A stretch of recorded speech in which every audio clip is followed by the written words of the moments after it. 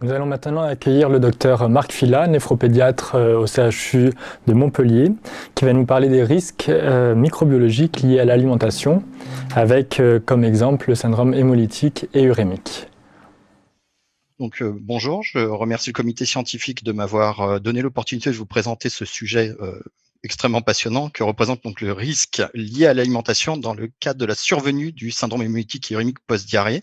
Donc, je n'ai pas de lien d'intérêt à déclarer. Ce petit rappel sur les CHU, donc les CHU font partie des microangiopathies thrombotiques et on va s'intéresser principalement aux CHU STEC, donc des CHU qui sont liés à une maladie infectieuse et qui représentent 90% des cas de CHU pédiatriques, donc la principale forme de CHU de l'enfant, les autres formes étant liées à la maladie des anomalies de la voie alterne du complément étant des raretés. Le CHU représente toujours la première cause d'insuffisance rénale aiguë organique de l'enfant dans les pays dits anciennement développés et encore 3 à 5% des insuffisances rénales terminales de la période pédiatrique. Nous avons la chance en France d'avoir un registre tenu par Santé publique France, ex-INVS, depuis maintenant plus de 20 ans, où on collige, il y a 32 centres sentinelles en France, et qui colligent l'ensemble des cas de CHU post-diarrhée au sein de Santé publique France, et donc ce qui nous permet de suivre l'évolution au cours du temps. Comme vous pouvez le voir sur cette diapositive, sur les 24 dernières années, on a quasiment doublé notre nombre de CHU STEC, avec une augmentation également de l'incidence, qui est quand même relativement faible. Il faut relativiser avec 1,5 pour 100 000 enfants de moins de 15 ans. Ce qu'il faut également voir, c'est que le CHU concerne surtout les enfants de moins de 5 ans. L'incidence, par exemple, chez le 0-2 ans, est quasiment 4 fois supérieure à l'incidence moyenne. Ce qui est également intéressant, c'est de voir cette carte qui reprend donc l'ensemble des CHU sur une durée de 10 ans. Et on voit qu'il y a quand même des différences entre les anciennes ex-régions, non les régions fusionnées. Et on voit qu'il y a des régions à très forte incidence de CHU et qui correspondent, comme par hasard, à des régions qui sont réputées d'une part pour certaines préparations fromagères, dont nous discuterons par la suite, mais également comme étant des zones d'élevage reconnues en France. Un petit mot sur la physiopathologie du CHU post-diarrhée. Donc, c'est une maladie post-infectieuse. On se contamine en ingérant un germe sécréteur de toxines. Il y a une phase d'incubation qui va durer de 3 à 5 jours et certains patients vont guérir sans aucun symptôme, ce qui est le cas de beaucoup d'adultes. 70% des patients pédiatriques vont faire une diarrhée. 50% des cas, cette diarrhée sera gléro-sanglante et seuls 10% des patients vont faire un CHU. Ça, c'est dans le cas d'un E. coli O157H7. On sait qu'il y a des souches qui sont plus virulentes et qui sont plus sévères. La phase aiguë du CHU, c'est 1 mois. Et ensuite, on rentre dans la phase des séquelles du CHU post-diarrhée. Jusqu'à 50% des patients ont une séquelle à 1 an. Et l'évolution vers l'insuffisance rénale chronique, ce qui ne nous concerne pas aujourd'hui, mais liée à la réduction néphronique.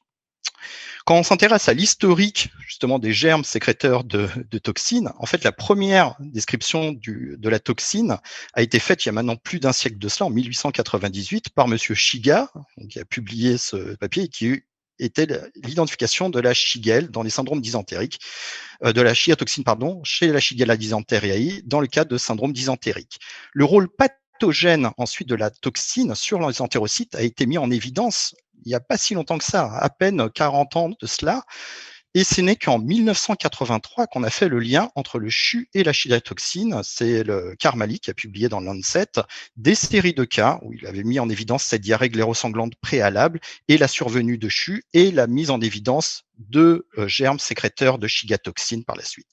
C'est en faisant ces analyses épidémiques qu'on a mis en évidence en fait les facteurs contaminants et on va voir après le rôle de l'alimentation.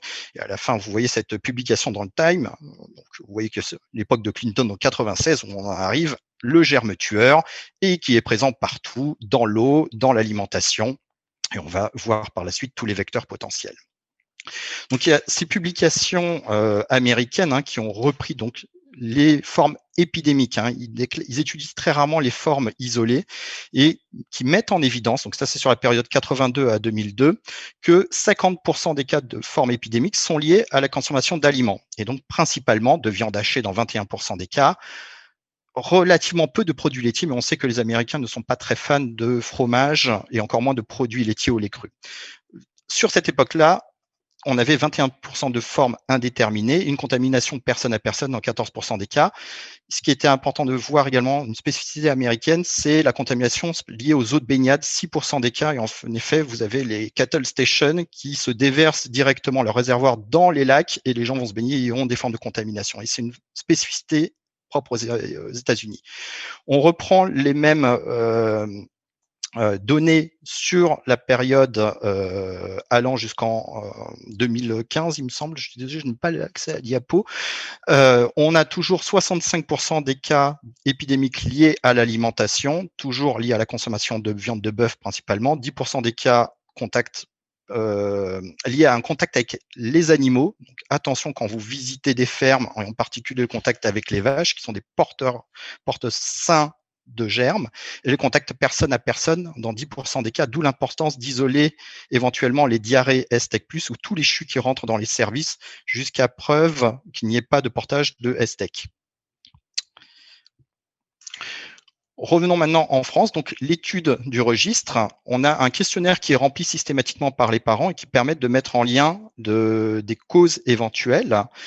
Et donc, on voit par contre en France, contrairement aux Américains, dans près d'un tiers des cas, on retrouve une cause liée à la consommation soit de lait cru, soit surtout de fromage au lait cru. Et c'est quelque chose qui va crescendo. On va voir après sur les cas d'épidémie sur ces dernières années. On a vraiment une explosion de ces cas épidémiques liés à la consommation de fromage au lait cru. Et la viande hachée principalement et viande de bœuf quasiment dans 50% des cas. Et vous voyez qu'on va souvent voir les animaux de ferme, on ne se lave pas très bien les mains, voire on fait la consommation de lait cru directement pris au pied de la vache et qui est un facteur de risque de contamination clairement mis en évidence. Donc, quand on compile l'ensemble des données, le risque alimentaire, il est là, et c'est principalement la viande de bœuf et particulièrement le steak haché. Pourquoi? Parce que quand on malaxe la viande, on favorise la prolifération du germe, non pas la production de toxines, mais la prolifération du germe, et tous les produits laitiers à base de lait cru. On reverra par la suite les produits au cas par cas. La contamination d'eau contaminée, les eaux de baignade qui sont des raretés en France, mais attention, il y a eu 2 études récentes qui ont mis en évidence la présence de STEC dans les fruits de mer, en particulier dans les huîtres. Et dans le sud de la France, par exemple, les huîtres du bassin de Thau. Une contamination interhumaine, donc attention, isolement des patients qui ont une diarrhée à STEC, et le contact avec les animaux de la ferme, attention aux visites éducatives. On a eu des cas de diarrhée à STEC encore pas si longtemps que ça sur Montpellier, liés à une visite éducative dans un élevage de proximité. Les raretés, c'est l'eau du robinet, les épinards, les graines germées, ça c'était l'épidémie allemande, et les jus non pasteurisés, les jus de pommes, où les vaches vont également déverser leurs excréments et non pasteurisés contaminent également ces fruits. Donc attention en Normandie. Je voulais faire un point également avec vous sur les problèmes des épidémies de CHU à STEC en France. Comme vous pouvez voir, donc ça c'est l'évolution de l'incidence sur les 24 dernières années, et vous voyez qu'il y a une multiplication des épidémies sur ces dernières années, la dernière en 2019, particulièrement sévère, avec 20 cas liés à une consommation de fromage au lait cru. Et ces formes épidémiques qui représentaient à peine 2% des cas, on arrive quasiment à plus de 10% des cas. Donc il y a quelque chose qui se passe. Qu'est-ce qui est peut-être à remettre en cause? Alors, on peut discuter, est-ce qu'on déclare mieux nos cas, on fait mieux les enquêtes et on met en évidence le lien? C'est une possibilité, potentiellement avec les années 96, mais on a potentiellement d'autres hypothèses. Donc, je vous rappelle simplement les modes de prévention qu'on a au niveau de l'industrie, donc à savoir qu'on dépiste systématiquement la contamination des cheptels bovins dans les abattoirs. Donc, vous avez cette étude qui a été publiée en 2015 qui montre qu'on a un cheptel qui est relativement peu contaminé. Les vaches sont de l'ordre de 1 à 2% des cas, donc ils sont des porteurs sains de STEC. On arrive jusqu'à 4% des cas pour ce qui est les équivalents de taureaux ou bœuf-veau. Ce qui est embêtant, c'est les tests des produits laitiers sont faits par les industriels et ce qu'on recommande, c'est les recommandations de l'ANSES 2008, c'était les 5 principaux sérotypes de Escherichia coli à STEC+, de l'époque, qui étaient le O157H7, le O26, le O103 et le O145. Or, quand on reprend l'épidémiologie des CHU post-diarrhée, donc les données du registre, on voit par exemple qu'en 2019, les formes les plus fréquentes, c'était le O26, O80 en deuxième position et le O157 en fait a diminué. Et on voit clairement, au fur et à mesure des années, depuis l'année 2015, le O157H7 a diminué en incidence et on a l'émergence d'autres sérotypes, dont le O80 qui n'est plus du tout dépisté systématiquement par l'industrie, que ce soit dans l'industrie de la viande et l'industrie laitière. Donc, une chose également peut-être à revoir à ce niveau-là. On en reste donc que le principal moyen de prévenir la survenue d'un CHU, c'est la prévention primaire et donc la protection individuelle, d'où l'importance de donner ces informations, de véhiculer ces informations. Je pense que le pédiatre et le médecin traitant ont un rôle primordial à ce niveau-là. Donc tout ce qui est consommation de viande, surtout viande hachée de bœuf, doit être bien cuite à cœur, pas de viande rouge, en tout cas pas avant chez l'enfant de moins de 5 ans. Pour éliminer la toxine, il suffit de chauffer la viande à 67 degrés pendant 5 minutes. Excusez-moi. Le lait cru et les fromages à base de lait cru ne doivent vraiment pas être consommés par les enfants. Et vous avez vu que j'ai modifié parce qu'il y a eu une nouvelle recommandation. Avant, c'était 3 ans et on est bien monté à 5 ans suite à la dernière épidémie. Les fromages crus à pâte pressée que sont le comté, quand même un risque fortement diminué de transmettre ce type de toxine. Et ensuite, les autres règles, c'est les règles qu'on applique maintenant avec le Covid, bien comme il faut. Ça permet de prévenir également les gastro-entérites aiguës et les règles de bonne pratique en cuisine, de ne pas mélanger les aliments crus et cuits.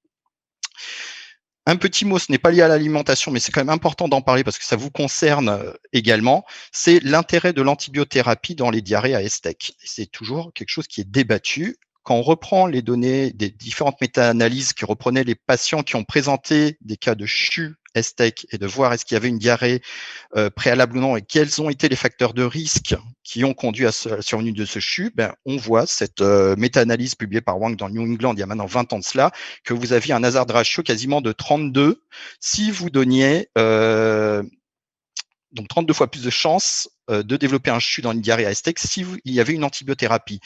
Ce même auteur avait repris une deuxième série dans le CID en 2012 et montré également un hazard ratio multiplié en augmentant le risque de survenue de CHU multiplié par 3 par rapport à ceux qui n'avaient pas eu d'antibiothérapie. Le problème, c'est qu'ils prenaient l'antibiothérapie en général et ne prenaient pas chaque type d'antibiotique, à savoir les bactériostatiques, les antitoxiniques, et on sait qu'il y a une différence. Et donc, il y a eu cette revue de la littérature publiée il y a maintenant 2 ans de cela, par Kakoulis, qui montrait clairement qu'on a des résultats complètement discordants in vitro et in vivo et que les résultats d'une même antibiothérapie sont différents en fonction de la souche de ESTEC. Ce qu'il en ressort quand même globalement, c'est qu'il faut absolument éviter les bêta-lactamines et les céphalosporines 3e génération au sens large du terme, le Bactrim, qui favorise la production de toxines. Je ne parle même pas des quinolones qui induisent le phage bactérien à produire de la toxine avant de lyser tout ça, donc de relarguer des doses massives de toxines, mais pointe l'intérêt de certains antibiotiques à confirmer, à savoir la rifamycine, la phosphomycine et l'azithromycine. Et je vous dirai un mot particulièrement de l'azithromycine. Vous avez donc là un papier qui a été publié par McGannon qui montre l'intérêt de l'azithromycine. Vous prenez un Escherichia coli, on le stimule et on voit la production de chiatoxine en fonction de la concentration d'antibiotiques mis en présence de ce germe. Et on voit qu'on a une diminution de la production de toxines en fonction de la concentration d'azithromycine, ce qui n'est pas le cas par exemple pour la ciprofloxacine à la figure B, où vous avez une augmentation à petite quantité de la production de toxines. Effectivement, on sait que ça induit le phage bactérien. Et également, on se base sur les données de l'épidémie allemande qui avait montré cet effet de l'azithromycine sur la clairance du ESTEC chez les patients qui avaient développé non pas simplement un CHU, mais également une diarrhée à ESTEC. Et on voit que en présence d'azithromycine, plus aucun patient n'est porteur de ce germe à J28, alors que vous aviez 80% des patients qui étaient toujours porteurs s'il n'y avait pas eu d'antibiothérapie autre. Il faut quand même savoir que c'était un germe très particulier, particulièrement agressif et adhérent. Et enfin, un dernier mot qui, je pense, est dans l'air du temps à l'époque du Covid, c'est attention à la vulgarisation médicale. Et donc, je voulais vous donner cet exemple qui nous avait fait réagir au sein de la SNP. Donc, cette étude qui est très bien faite par nos collègues de Besançon, qui montrait l'effet protecteur de la consommation de fromage avant 18 mois sur la survenue d'allergies avant l'âge de 6 ans. Donc, une étude très bien faite qui montrait que, effectivement, consommer des fromages jeunes permet de diminuer les allergies. Il donnait les différents types de fromages. Le problème, c'est quand c'est repris dans les informations, dans les journaux, BFM TV ou autres, nous c'était sur Europe 1 que ça nous avait fait réagir parce que le titre c'était « Donner le fromage qui pue à nos enfants et vous n'aurez plus d'allergies ».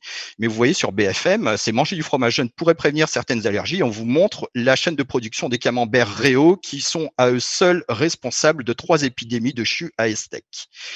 Dans les suites de slides de l'épidémie de 2012, pour la première fois, le ministère a communiqué clairement et on a donc ces recommandations qui sont sorties d'éviter l'alimentation à base de lait cru chez les enfants de moins de 5 ans.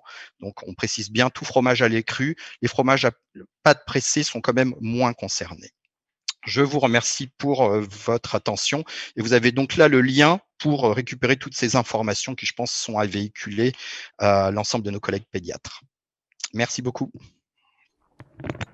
Merci beaucoup Marc pour cette présentation. Donc il faut éviter le camembert. Bon. Il n'y a pas de questions sur le live. Est-ce que peut-être vous pourriez nous redire les méthodes diagnostiques pour diagnostiquer les E. coli STEC? Est-ce qu'elles ont changé ou... Alors oui, il y a eu une évolution sur le mode diagnostic. Ce qu'il faut savoir, c'est que maintenant, systématiquement, ce qu'on fait, c'est donc de la PCR. Et la plupart, en tout cas tous les centres de néphrologie pédiatrique font de la PCR sur place. Dès qu'elle est positive, on envoie systématiquement au centre de référence qui est sur l'hôpital Robert Debré. Et maintenant, chaque souche depuis 2017 bénéficie d'un génotypage, ce qui permet de mettre en évidence assez rapidement les clusters. Je vous donne l'exemple de l'épidémie 2019. En fait, on a eu une augmentation des cas, donc principalement sur Montpellier dans un premier temps, puis sur Lyon. Et en l'espace de 3 semaines, on a pu mettre en évidence l'aliment en cause et de mettre en évidence qu'il s'agissait d'un seul et même cluster et d'une source de contamination. Dans le temps, on faisait également les sérologies anti-STEC qui regroupaient les 9 principaux sérotypes. Elles ont complètement été abandonnées depuis 9 ans. Pourquoi? Parce qu'elles avaient quand même une spécificité, une sensibilité qui était relativement faible et surtout ne nous disaient pas si le contact était précoce ou ancien et donc ne sont plus faits en pratique. Et après, on fait toujours, bien sûr, la culture sur un milieu enrichi qui peut être fait en plus. Ça, c'est surtout pour identifier le germe. Mais la PCR, maintenant, a le rôle principal en première intention. Merci beaucoup. On peut avoir la réponse en 24 heures si c'est envoyé sur place le matin même. Nous, par exemple, maintenant sur Montpellier, j'enlève le Covid parce qu'ils nous ont piqué les réactifs pour faire les tests Covid. Donc voilà, en dehors de la période, nous, on arrive à avoir la réponse le jour même. Comment s'explique la sensibilité plus marquée des jeunes nourrissons? Alors ça, c'est une très bonne question, mais cette sensibilité, elle n'est pas simplement chez l'homme, elle est également chez l'animal. À savoir que si vous voulez induire un CHU à une souris, c'est que chez le souriceau, le porcelet, et ensuite, à l'âge adulte, il y a quelque chose qui se passe et on n'a plus ce problème-là. Donc je pense qu'il y a une modification du biotope, potentiellement également une modification sur l'expression du récepteur nécessaire à l'internalisation de la toxine. Ce n'est pas clairement démontré. Par contre, ce qui est intéressant de savoir, c'est qu'on dit que le CHU postérieur n'est qu'une maladie de l'enfant. Ce n'est pas vrai. Quand on regarde dans les suites, par exemple, de l'épidémie allemande de 2011, on s'est rendu compte qu'il y a eu une explosion de cas de CHU post-diarrhée chez les adultes dans les 2-3 années qui ont suivi. Pourquoi? Parce que les adultes y pensaient. Et en fait, on se rend compte qu'à partir de 60 ans, il y a également une augmentation de l'incidence des CHU D+. Probablement qu'il y a une modification du biotope et qui nous rend plus sensibles, ou en tout cas plus résistants quand on devient adulte à ces germes. On fait de la diarrhée, on fait des symptômes modérés, mais on ne fait pas de CHU par la suite. Il y a sûrement quelque chose qui se passe après chez la personne âgée, puisque également ils ont une incidence qui est quasiment 4 à 5 fois plus importante que chez l'adulte, je dirais jeune, en tout cas le moins de 60 ans. Mais cela reste des hypothèses. Très bien, merci beaucoup Marc pour cette présentation et pour ces réponses très claires, très complètes.